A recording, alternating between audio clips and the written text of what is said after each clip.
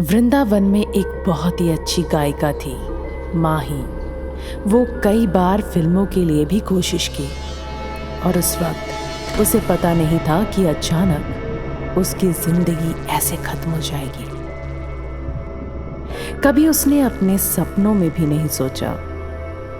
हर दिन की तरह माही सुबह सुबह काम कर रही थी। बहुत खुश थी वो। इस बीच उसे एक फोन कॉल आया। उस वक्त उसे पता ना था कि वो उसकी आखिरी फोन कॉल होगी। हेलो, कौन बोल रहे हैं? हेलो, क्या ये माही है? मेरा नाम प्रदीप है। जी, मैं माही बोल रही हूँ, कहिए। मैडम, मुझे पता चला है कि आप गायिका के तौर पे फिल्मों के लिए कोशिश कर रही हैं। आपने अपना फोन नंबर फेसबुक पे पोस्ट किया था, है ना? मुझे वहीं से आपका नंबर मिला, इसीलिए फोन किया। क्या आप अपना वॉइस टेस्ट के लिए एक बार यहाँ आ सकती हैं? मैं आपको एड्रेस टेक्स्ट करता हूँ। जी भेज दीजिए। ये कहकर उसने फोन रख दिया। मेरा सपना पूरा होने जा रहा है, वो वक्त आ गया। ऐसे ही माही बहुत खुश हुई और जल्दबाजी में दिए गए उस पते पे चली गई। उस वक्त शाम के 4 बज रहे थे। उस पते पे वो पहुंच गई और गाना भी बहुत उम्दा गाई। बधाई हो मैडम, आपने गाना बहुत अच्छा गाया। आपको प्रथम स्थान में चुना गया है। आपको मौका मिला है हमारी फिल्म में गाना गाने का। कल सुबह 10 बजे आप फिर से आइए, तो शुरू करते हैं रिकॉर्डिंग, ठीक है? ठीक है सर। ये कहकर माही खुशी खुशी वहां से निकल आई। जब वो ऑटो के लिए रही थी, एक कार उसी रास्ते पे आई और उसके सामने आके रुक गई। मैडम, कहाँ जाना है? मुझे एक्सप्रेस रोड की तरफ जाना है। अच्छा, मुझे भी उसी तरफ जाना है। आइए आइए मैडम, आपको बस 100 रुपए ही लगेंगे। ओह, ठीक है। ये कहकर माही कार के अंदर आ बैठी। ड्राइवर ने कार घुमाई और 2 इंसान अलग अलग आकर अंदर बैठ गए उसी रास्ते में। जाते जाते ड्राइवर अपनी कार एक अंधेरे जगह की तरफ ले गया। ये क्या भैया, इस रास्ते से कहाँ जा रहे हैं? ये सही रास्ता नहीं है, रोकिए, मैं कह रही हूँ रोकिए। इस बीच वो 2 इंसान माही के पीछे से उसके मुंह को जोरों से बंद कर दिया और ड्राइवर कार को सुनसान जगह पे ले आया। पर माही जैसे तैसे उनके चुंगल से निकल गई और चिल्लाते हुए भागी। बचाओ, कोई बचाओ, मुझे बचाओ। और उन लोगों ने उसे पकड़ लिया और छुरा से प्रहार कर दिया।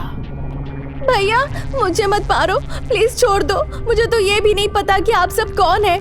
मुझे मत मारो, छोड़ दो भैया। ये कहकर माही उनको विनती करने लगी। भैया नहीं, भैया प्लीज नहीं, छोड़ दो। कुछ दिनों के बाद उसी जगह पे जोर जोर से रोने की आवाज आ रही थी और वो कोई और नहीं थी, माही थी जो रो रही थी। पर अब वो आम लड़की नहीं थी, वो शैतान बन गई थी।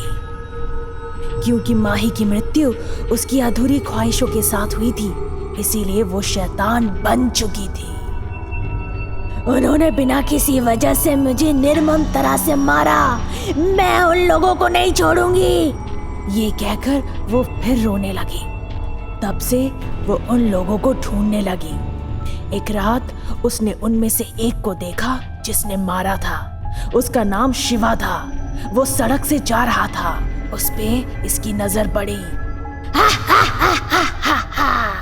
माही उसके सामने प्रकट हुई और उसके गर्दन को दबोच लिया। तुमने मुझे क्यों मारा? मैंने क्या गलती की थी तुम्हारे साथ? बोलो, बोलो अभी। नहीं नहीं, मुझे मत मारो, मैं तुम्हें सारा सच बताऊंगा। मैं तो बस एक गुंडा हूँ। हमने पैसे लिए और तुम्हें मार दिया।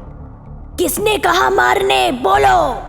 शायद उसका नाम रानी है। जब वो गई थी सिंगिंग ऑडिशन के लिए ताकि उसे गाने का मौका मिले फिल्म में, पर शायद वो दूसरे स्थान पे आई और तुम प्रथम स्थान पे। उसका बहुत बड़ा सपना था कि वो मौका उसे मिले, पर वो मौका तुम ले गई और उसका सपना चकनाचूर हो गया। इसीलिए उसने पैसे दिए और कहा मार दो।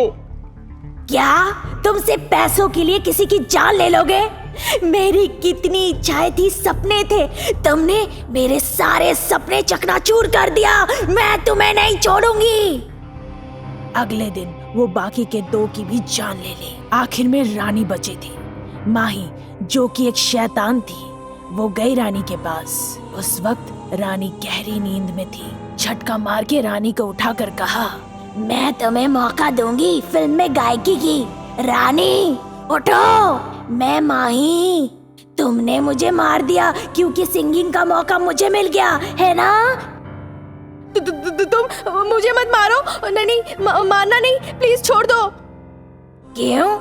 तुम्हें डर लग रहा है अपनी जान गंवाने से? तुम अपनी जान से बहुत प्यार करती हो है ना? उस दिन मैंने भी बहुत हाथ जोड़ी थी, किसी ने नहीं सुनी।